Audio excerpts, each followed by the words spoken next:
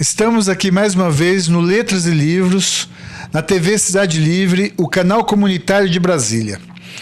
Hoje trouxemos um companheiro que é Vicente Sá, um poeta, jornalista, roteirista, compositor. É nascido no Maranhão, mas vive em Brasília desde a década de 60. Seja bem-vindo ao nosso programa, Vicente. É uma alegria você estar aqui conosco, podermos conversar sobre o teu trabalho. Seja bem-vindo. Muito obrigado, é um prazer também estar aqui no programa. E vamos tentar responder tudo que você perguntar aqui e bater um papo. Quando a tua família veio para Brasília, Vicente, ela veio... Qual foi a forma? Teu pai era funcionário público, tua mãe, o que lhes trouxe para a capital federal? E em que ano vocês vieram? Bem, nós viemos para cá em 68 e nós estávamos vindo porque os irmãos mais velhos, nós família de 19 irmãos, eu sou o mais novo. 19 irmãos? 19 irmãos. E... Vocês têm um exército particular, então? Nós éramos 13 homens e 6 mulheres, né? E agora ainda tem uns 6 vivos ainda comigo. Mas... nós viemos para cá porque problema de estudo, de universidade, estavam vindo os irmãos aqui para a UNB estudar. E meu pai já estava aposentado, meu pai já estava idoso, 70 anos, e vendeu tudo que tinha no Maranhão, a gente estava mudando para cá. Infelizmente ele teve um infarto, uma coisa, não chegou a completar a viagem. Quantos anos você tinha em 68? Tinha 11 anos. E seu pai faleceu na viagem? Alguns dias antes da viagem, depois de já ter vendido tudo acertado, aí teve esse problema de coração. E aí nós adiamos um pouco a viagem, ver se ele melhorava, mas faleceu e nós mudamos assim mesmo, já estava tudo decidido, né? Não tinha como ficar no Maranhão mais. Aí chegamos aqui em dezembro de 68, a cidade ainda estava... Muita poeira. Muita poeira, muita construção. E a ditadura com todo o poder. Estava no auge da brincadeira, estava sério. Então, os irmãos que eram estudantes universitários, por exemplo, andavam correndo o risco de serem presos. Alguns até foram presos mesmo. E tinha toda aquela movimentação de professores sendo expulsos da UNB, de pessoas sendo presas. Era um regime que estava muito, muito fechado, né? Então, a gente não tinha realmente a sensação de... a nossa sensação não era de liberdade, era exatamente do contrário, de um Estado totalitário, e onde a gente, mesmo as crianças, a gente sentia que tinha alguma coisa errada. E você começou, então, você chegou aqui e você estudou no Elefante Branco.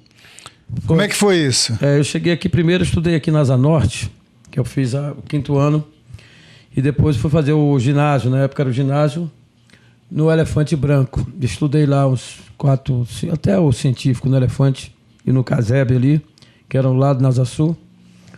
E vivi esse tempo de festivais, que a gente tinha que fazer um trabalho musical e poético disfarçado, porque a censura... Quando você estava fazendo o científico, hoje o ensino médio, você já fazia teus poemas, já escrevia, já conspirava? Já. A gente era a nossa brincadeira, né? Eu sempre escrevi poemas, mesmo antes de ter uma consciência, vamos dizer, política. A partir de que idade, Vicente? Desde os 6, 7 anos eu fazia... Desde a infância? Desde a infância fazia versos. Rimava, aquelas coisinhas, quadrinhas rimadas. Depois comecei a fazer uns sambas aos 11 anos, na caixa de fósforo, aquelas coisas. Porque em casa a gente ouvia muita música boa, música muito Paulinho da Viola, muito Nelson Cavaquinho, muito Clementina, muito samba bom brasileiro, né?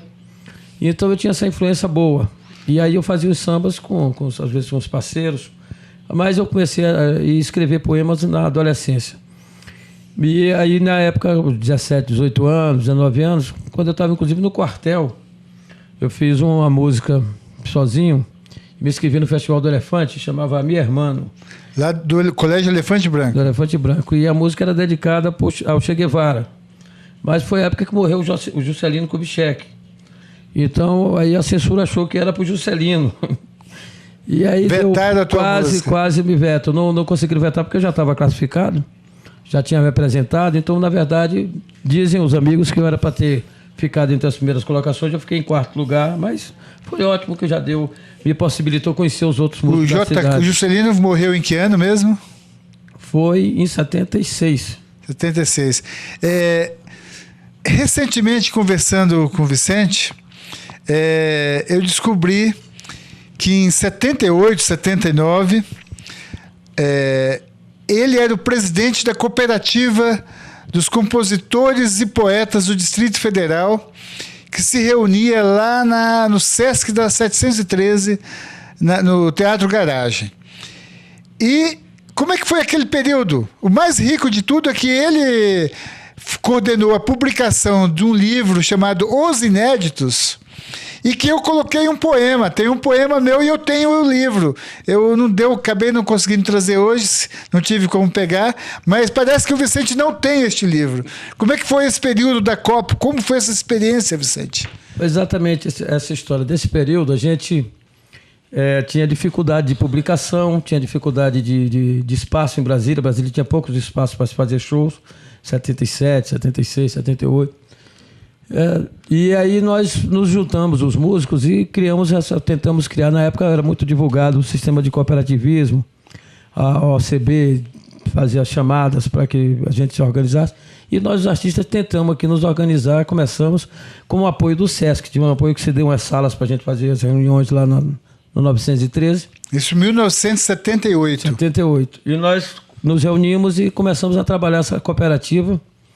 Produzimos, inclusive, fizemos 3 shows no Sesc, sexta, sábado e domingo, com todos os amigos, os integrantes da cooperativa. E outros músicos que não eram integrantes, mas que foram chamados para ver se, inclusive, se entravam.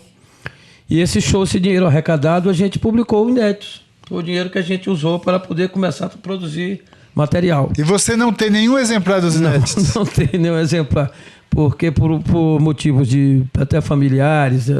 Minha esposa, na época, fazia parte da cooperativa, era poetisa também, e eu era presidente, mas aí o relacionamento estava ruim, e eu acabei abdicando para não ter embates pessoais dentro da reunião da cooperativa. E saí meio de... Zé, eu tenho um exemplar, eu não vou, depois eu tirar uma cópia e te entregar. Mas, Vicente, os Inéditos foi em 78. Você, antes disso, já tinha publicado algum livro? Como foi que você começou a publicar? Qual foi o teu primeiro título? Eu comecei a publicar aqui em Brasília, na verdade, cordel. Fazia uns cordéis que eram sobre temas diferentes, cordéis de humor, cordéis saudade do Nordeste, cordéis criticando alguns jornalistas aqui de Brasília. Fazíamos pequenos cordéis que vendiam. E foi aí que eu conheci a turma do Nicolas e o pessoal que já estava fazendo os mimeógrafos. Aí eu comecei a descobrir que no mimeógrafo era maior, era mais fácil. E comecei a fazer meus poemas que eu chamava de urbanos, porque não eram cordéis, né? Que eram poemas sobre a cidade, sobre essa vida nova que eu estava tendo aqui em Brasília. E comecei... Isso após a Copa ou antes da Copa? Antes da Copa. Quando eu fiz o Inédito, eu já não podia entrar porque eu já não era inédito. Então, já deixou de ser inédito. Então eu fiz meu primeiro livro foi esse aqui. Pode mostrar aqui? Como é que foi? Pode, aqui? Nós estamos aqui com... É de 77. Esse foi o teu primeiro título? Isso aí. É com a minha... Brasília, Ironia dos Deuses. Vicente Sá e Dina Brandão. Dina Brandão, que era poetisa também. Valerina, que era casada comigo. Fizemos juntos.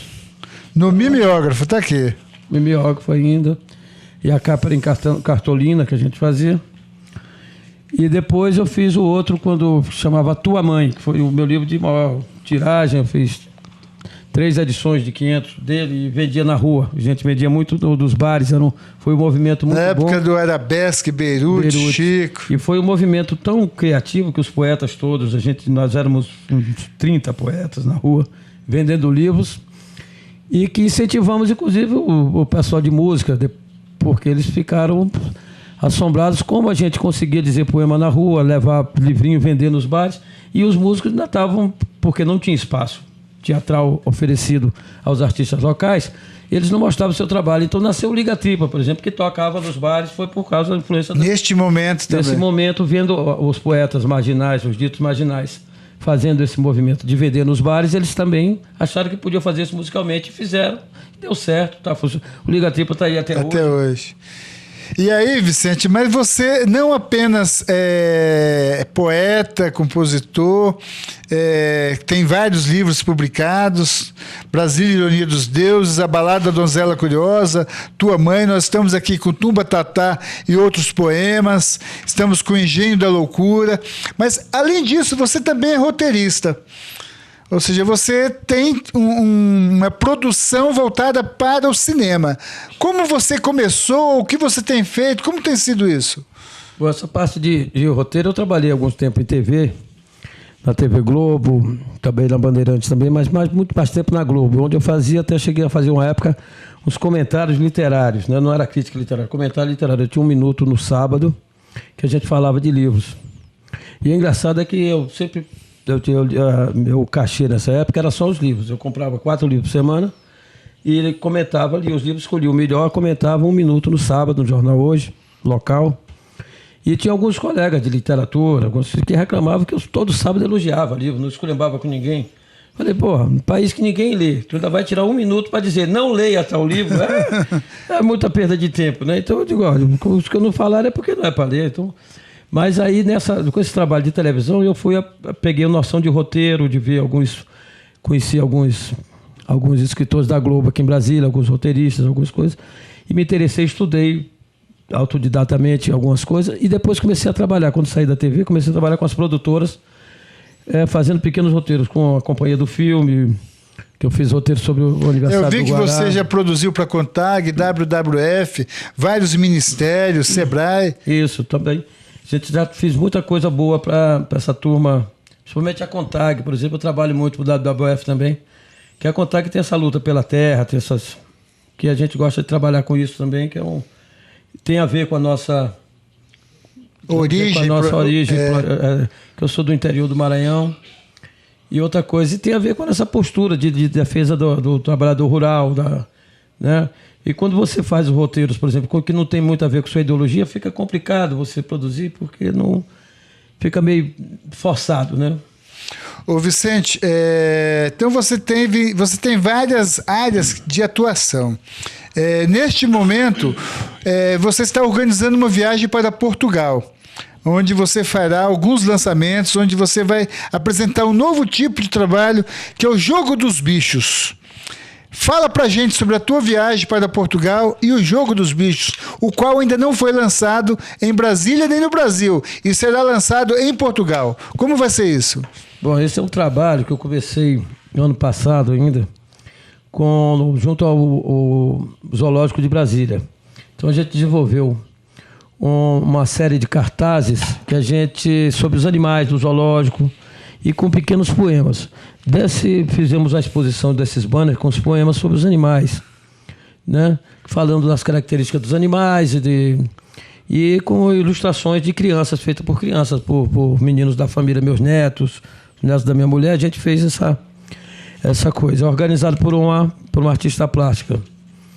E aí, desse negócio, nasceu a ideia de fazermos um jogo, baseado no jogo do mico, onde você junta um elefante com macho com elefante fêmea e o casal de animais. Então aqui no caso o casal, a dupla, a gente faz com o poema escrito com o animal a quem ele é dedicado. Por exemplo, a capivara e o poema da capivara. E você junta e o mico, na verdade, fica sendo o homem. É um poema que normalmente são falando bem dos animais, das características dos animais, explicativamente, e do que está acontecendo com ele. Para que faixa etária esse livro dos bichos?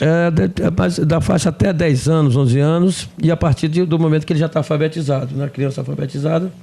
Você tem uma atuação, uma produção também voltada para crianças, né? Tem, a gente tem no Tumba Tatá, por exemplo, aqui também são poemas para criança, que eu trabalho muito incentivado pelos netos, pelos filhos e pelos netos. E é uma coisa que eu gosto muito porque as crianças é um público bom de você trabalhar, você despertar esse interesse pela poesia, pela leitura, nessa fase que ele está aprendendo. Porque se ele aprender daí a gostar de livros, ele vai em frente e vai escolher depois. E a previsão de lançamento no Brasil do Jogo dos Bichos? A previsão aqui é comecinho de primeira quinzena de dezembro. Eu devo estar lançando aqui. A gente volta no final de outubro e passa novembro organizando. E vamos estar lançando aqui no comecinho de dezembro para pegar essas vendas de Natal aí de presente, os pais darem para os filhos aí, os avós darem para os netos, um brinquedo que é educativo, que é ecológico, que é incentivador da leitura. E a sua viagem para Portugal? Como é que vai ser? Ou seja, cada vez mais... O último entrevistado aqui nosso foi um companheiro que é autor, que também trabalha com cordel, e é um paraense, Cláudio Cardoso, que amanhã, este mês de outubro, ao longo do mês, estará realizando também, junto com outro autor, Valci Monteiro, lançamentos em Portugal. E como é que está a tua programação lá? Bom, lá a gente vai fazer... Nós fomos convidados pela Prefeitura de Tavira, pela Biblioteca e Prefeitura de Tavira, para fazermos o lançamento do livro e uma oficina para crianças com essa literatura, com essa poesia infantil. Então a gente vai fazer, nós temos um trabalho junto ao percussionista Pedro Tupã, que a gente faz um pouco da poesia, da importância da poesia, da rima dentro da poesia, da sonoridade da poesia, e ele, como é percussionista, ele dá uma pequena oficina de percussão para as crianças. Então nós vamos fazer isso em Tavira e vamos lançar também no Porto o livro, só o lançamento com uma pequena palestra, um bate-papo com os leitores, né? Então serão, ao todo, 4 dias de trabalho. E depois vou conhecer também o trabalho que é desenvolvido. Pretendo dar uma volta em Portugal para ver as bibliotecas, para ver os trabalhos desenvolvidos pelos escritores portugueses também. Ô Vicente, é a primeira ida sua a Portugal? É a primeira vez. Eu tive, com esse livro, com o Engenho da Loucura, eu tive o ano passado, ano retrasado, nós estivemos em Cuba. Lançamos na biblioteca lá, mas foi um pequeno lançamento, não foi muito... Nós decidimos de cima da hora, mas é a segunda vez que eu estou saindo do Brasil para fazer... Então você teve a experiência de fazer um lançamento em Cuba? Foi, lancei numa pequena biblioteca ali. E como é que foi a tua experiência de Cuba?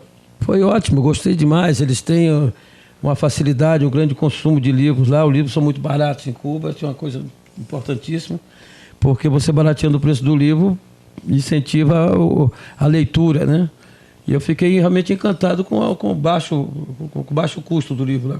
Quanto aqui no Brasil você tem livros mais de 50, 60 reais, lá o livro é 5, 3 reais. Centavos, você compra livros por centavos até. Então é uma coisa maravilhosa. E as edições são boas, não são edições ruins, bem cuidadas, muito melhores que essa que a gente faz aqui de mimeógrafo.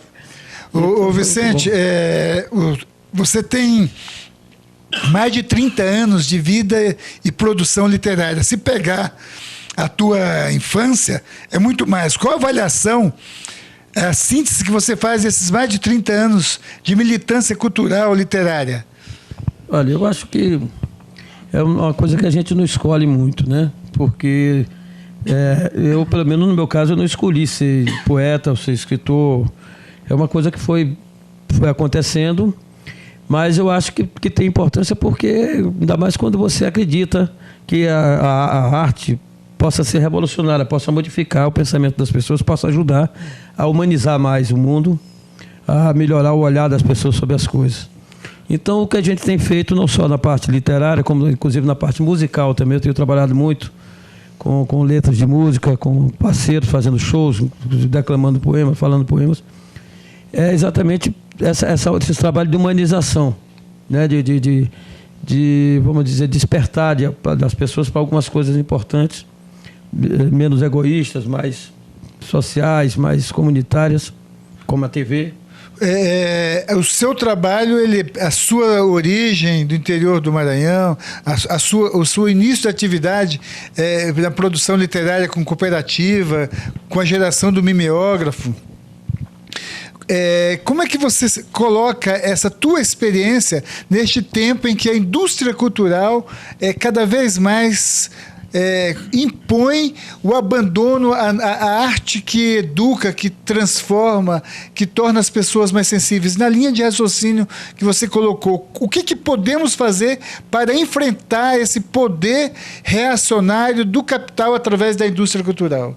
Pois é, eu acho interessante a gente separar, como você bem disse, do que é arte e do que é entretenimento, entendeu? Porque existe muito desse incentivo que a sociedade de consumo, que as indústrias fazem, mesmo literárias, as grandes empresas de literatura, eles fazem não para livros de arte, não para livros, são livros de baixa qualidade e de pouco tempo de sobrevivência, como na música também, eles querem fazer coisas que durem pouco para poder vender outra vez outra coisa mais nova, ou pelo menos, não digo nem nome, mais diferente.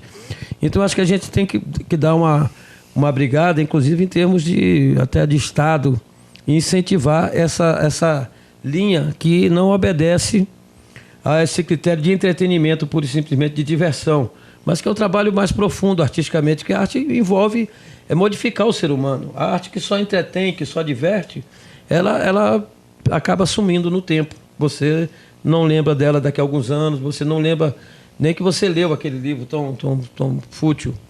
E a arte, na verdade, é para nos fazer melhor. Então, eu acho que tem que haver, inclusive, políticas governamentais que deixe, por exemplo, que a empresa de entretenimento invista em shows, em livros que têm, vamos dizer, baixo poder ou baixa busca pela qualidade literária. E abrir caminhos para que as pessoas que estão interessadas em fazer uma arte mais aprofundada, uma arte mais centrada, tenham algum tipo de apoio, que tenham vias de financiamento, facilidades, para que possa continuar sobrevivendo. O artista, ele é um artesão, seja da palavra, seja da música, seja das artes plásticas, do teatro, ele cria de forma solitária. De forma solitária, o artista pode efetivamente influir no processo da construção desse mundo melhor, de pessoas melhores, de pessoas mais interessadas nas outras pessoas e num mundo melhor? Ou não? Eu acredito que sim, porque, inclusive, é o seguinte, o processo de criação é solitário, mas o processo de elaboração disso, ele é conjunto. Você elabora conversando, você elabora vendo a vida, você elabora vendo as outras experiências. Na hora de escrever é que você senta sozinho na máquina e escreve, o computador escreve o seu trabalho, né? Ou compõe sua música. Mas todo esse processo de formação, ele já é, vamos dizer, um trabalho comunitário, ele é uma coisa social. E outra coisa é que você também, se unindo a outros escritores que têm os mesmos problemas, as mesmas dificuldades que você pode achar outros caminhos que possam solucionar, viabilizar melhor a divulgação do seu trabalho. Você foi o criador, o presidente da Copo no final dos anos 70. Atualmente você integra o conselho do Tebone, Açougue Cultural Tebone, que tem um papel destacado no sentido de mobilizar, de dar espaço aos artistas locais e também sempre trazer, se não me engano, 2 vezes ao ano, um artista de renome nacional para fazer um grande evento de arte público e gratuito em área livre. Como é que o Tebone, inclusive, enfrenta dificuldades? Como que você faz esse paralelo, aquele momento da Copo e hoje o Tebone? E essa relação e essa oportunidade, ou interesse, ou mesmo desinteresse, mas dos artistas se unirem, se organizarem e atuarem juntos. O Tebone tenta fazer isso, como a Copo também tentou no final dos anos 70. Como é que é esses 2 momentos? Como você poderia colocar? Seria diferente, no caso, até pela gente, por causa da idade, até da pouca idade que nós tínhamos. Nós tínhamos 20 anos na época, então... Eu tinha 14. Eu tinha 14 anos. Então era muito pouco. Agora a gente já está com mais de 50, já temos, pelo menos já estou ainda não. Eu estou nos 50. E agora o tempo são outros também, já é o tempo de abertura, já é um tempo democrático já. Bem diferente daquele tempo que a gente viveu na época da ditadura. Agora, e a experiência do Tebone? O Tebone é o Amorim, o Luiz Amorim, é um cara que pegou experiência, muito inteligente, pegou a experiência do Cabeças também, que foi uma experiência que nós tivemos também no final dos anos 70, começo dos anos 80, que era shows ao ar livre, com muita poesia. E agora a gente está fazendo isso. Além desses shows que ele faz lá, fechando a rua, que são de grandes nomes nacionais, nós temos o que eu acho mais importante, são os shows que ele faz com músicos locais todos os meses, nas quintas culturais, e a Bienal do B, que a gente organiza, que é a Bienal do B, a Poesia na Rua, que nós já fizemos esse ano, o 3º ano seguido. Como é a Bienal do B, então ela não precisa ser... Bienal, ela é todo ano. Ela é todo ano. E esse ano nós fizemos, inclusive, a Bienalzinha de Poesia, que eu organizei lá, que é exatamente essa ideia, de levar criança, levamos criança de escola, levamos meninos... inclusive de rua, foram para lá, para dizer poema, para ouvir poesia, para fazer oficina de desenho, oficina de música, um pouquinho de cada coisa, para incentivar, desenvolver esse amor pela literatura, pela poesia. Então, isso que eu acho que esse trabalho, que a gente, nessa hora, a gente consegue juntar. Quando você tem uma ideia de grande porte, um trabalho que realmente convence a todos nós, nos juntamos, inclusive, de diferentes cabeças, as pessoas de diferentes ideologias, mas que nos unimos em prol dessa causa justa, por exemplo, de uma Bienal de poesia, de uma Bienalzinha de poesia, porque o trabalho a gente sabe que é muito mais importante do que pequenas desavenças intelectuais. Né? Então, eu acho que esse trabalho que o Teboni faz hoje em dia, que preenche uma lacuna que o Estado está deixando aberto, e que eu acho que, inclusive, não pode fazer, não precisa fazer isso. O Teboni já está fazendo isso, ele tem que fazer outros, porque ainda temos outras carências dentro da parte cultural da cidade. Né? Mas isso que é muito importante, a gente incentivar não só os novos escritores, porque a Bienal de Poesia faz isso, todo ano entram 25 novos poetas na Bienal, como incentivar com as Bienalzinhas novos leitores, levar para os colégios. Isso que é a parte importante. Se algum telespectador, algum dirigente de escola quiser entrar em contato com você para tentar te levar em alguma escola para apresentar o Jogo do Bicho, ou alguém queira conversar com você, qual é o teu e-mail e como te encontrar, Vicente? Isso, pode ser pelo e-mail vicentesá2002@yahoo.com.br ou o telefone 618210-4474. E aí nós estamos dispostos a fazer lançamentos lá e doar alguns livros para a biblioteca, vender outros tantos para os alunos que puderem comprar. E, de qualquer maneira, inclusive fazer palestra também sobre poesia infantil, sobre poesia para criança e sobre arte em geral. Estamos abertos e gostaríamos, inclusive, de ter até dia 7 do mês que vem, a gente vai fazer um trabalho sobre isso. Mas depois é outro assunto.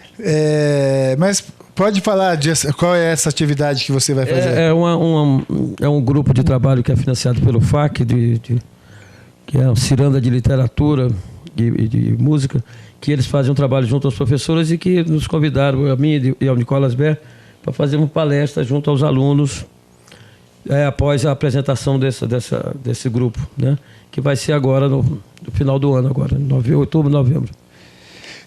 Nós já estamos nos aproximando do encerramento do Letras e Livros, hoje aqui com o Vicente Sá, nosso companheiro. Vicente, você como um bom cordelista, declama pra gente aí uns poemas aí, conte-nos uma história aí. Pois não.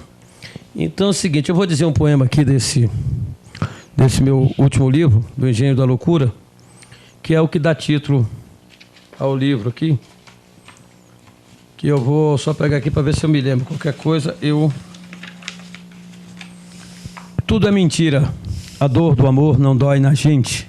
Dói no outro dia, já quando a gente é diferente. Já quando tão ausente, vira uma ilha, pensando estar distante de quem nos fira. Tudo é mentira. Começa leve, o amor é vento e rapadura, e a dor se chega. Dor é o cansaço da ternura, feito quem tira tudo e deixa o CEP da amargura.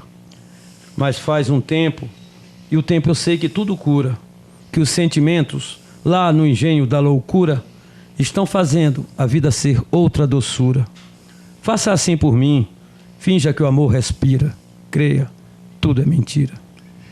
Nós conversamos com o Vicente Sá e continue conosco no Letras e Livros. Vicente, você tem algumas considerações finais para fazer? Vamos encerrar nosso programa. Fique à vontade para podermos encerrar. Não, só agradecer aqui o seu convite e foi um prazer bater esse papo com você aqui, muito bom.